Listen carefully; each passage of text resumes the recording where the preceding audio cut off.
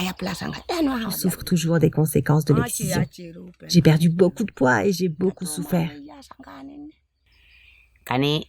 J'ai eu une enfance pleine de bonté. J'étais en bon état et je n'avais pas beaucoup de problèmes.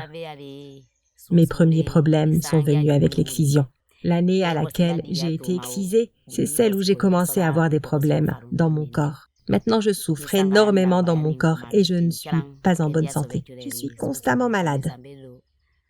Certaines filles ne supportent pas l'excision et meurent sur place. Les autres ne meurent pas, mais souffrent des conséquences continuelles jusqu'à la fin de leur vie. J'ai subi beaucoup de souffrances et cette souffrance m'accompagne encore dans la vie.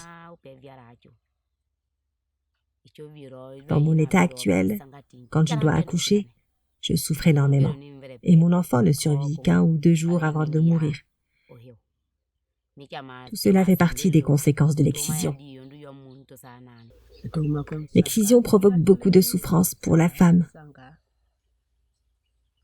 Après, on souffre continuellement, on ne peut pas manger ou dormir normalement sans souffrance. Et c'est aussi cela qui fait de l'excision une torture. À cause de l'excision, il y a des femmes qui souffrent énormément et beaucoup trouvent la mort. Il y a aussi beaucoup de divorces dans les couples à cause de cette pratique. L'excision, quand on l'a subie, on perd beaucoup d'eau et de sang. Ce que Dieu avait mis en toi a été enlevé. Ces choses nous font beaucoup souffrir. Les femmes souffrent, les filles meurent à cause de cette excision. Quand on subit cette pratique de l'excision sans bélo, on devient faible. On n'a plus de force.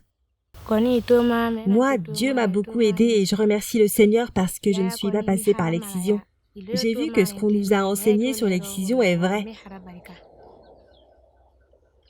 Il y a vraiment beaucoup de souffrance dans cette pratique. Je remercie Dieu parce que mes parents ont compris et accepté cette vérité. Et moi-même, je l'ai compris aussi. Je remercie beaucoup Dieu.